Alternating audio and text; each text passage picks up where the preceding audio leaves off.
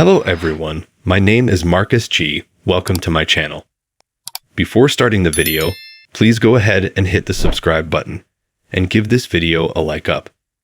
Since Sylvie Brett got married and left to Oregon, everyone has been waiting to find out who Violet Mikami would be coupled up with. The major plot of Red Flag is around Violet Mikami because everyone has been thinking about who she will be with. Until he begins to speak, Jared Lennox appears to be a completely typical paramedic. This is the first time that Chicago Fire presents him. Violet's decision-making during the fire of the week is called into question by Lennox, and the rest of the show spends time going over all of the reasons why she made that choice. Is it true that his previous paramedic in charge allowed him to have more input into the situation? Does he have a difficulty with taking commands from a woman, and is therefore a sexist? Alternately, is he a villain behind a mask? It is very incredible to watch how she has developed from being a guest character a few seasons ago to now being the incumbent paramedic for Chicago Fire. Hanako Greensmith's portrayal as Violet is what drives the plotline forward. Greensmith does an excellent job of conveying Violet's irritation. Nevertheless, in order to keep the viewer guessing about Lennox's genuine motives, the writing can be uncomfortable at points.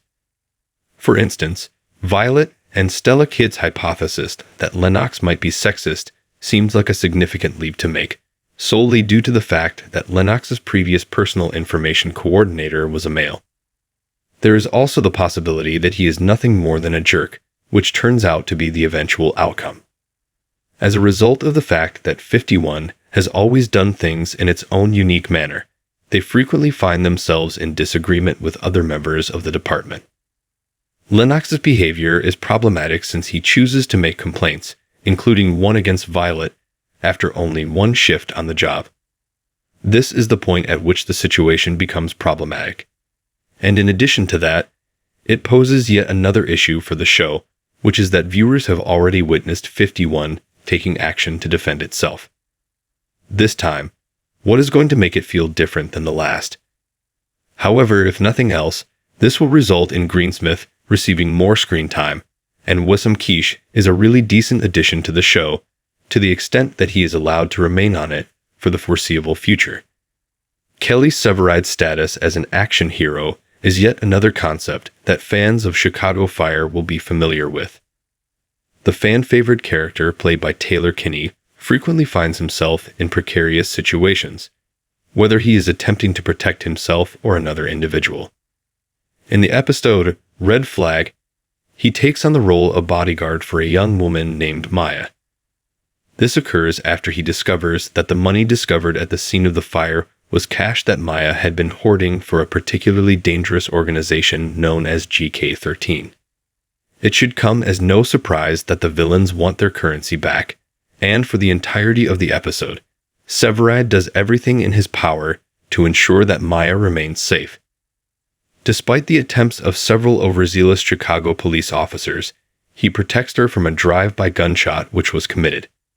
When compared to the fact that many of the generic police officers who appear on Chicago Fire are terrible people, it is always surprising to see how the police are depicted so nicely on Chicago Police Department. This is almost like viewing two different departments at the same time.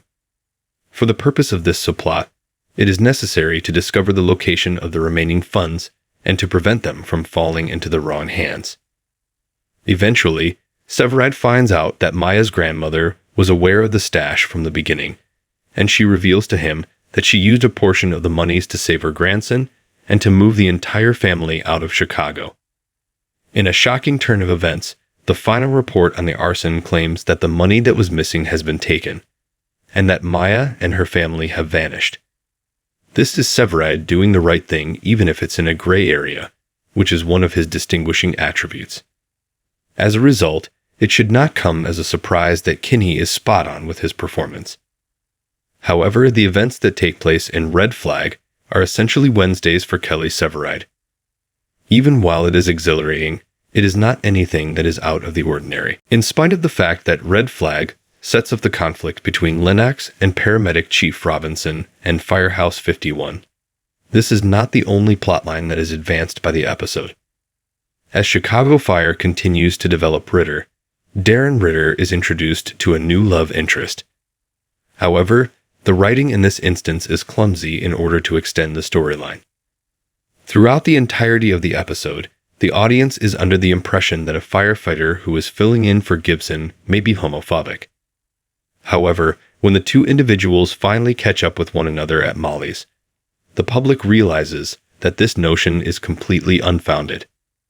The fact that the man with whom Ritter spent the night is a law enforcement officer is the source of his genuine concern, and he is concerned about how people will view him as a cop lover. The writers deserve praise for their ability to incorporate a reference to the marriage between Mouch, Ritter's mentor, and Trudy Platt, who are appropriately referred to as OGs. His story about getting a parking ticket feels like it's jammed in to offer comedic relief, but actor Christian Stolt sells it with his utter devotion to Mouch's misdirected indignation. Mouch is actually at the core of the show's sole glaring shortcoming, which takes place in the middle of the episode. Since Ritter is getting more development, it is possible to overlook the fact that the entire subplot seems like it could have been addressed in just 5 minutes.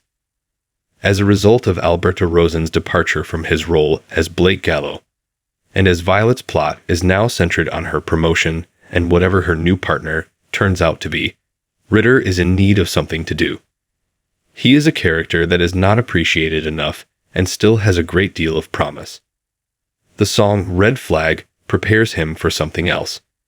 That is the reason why it is still worthwhile to see the episode. In spite of the fact that Violet is taken aback when Bowden provides her with information regarding Lennox's numerous complaints, the narrative does not contain any unexpected events. Thanks for watching this video. Please subscribe my fast gossip to our channel and stay with us.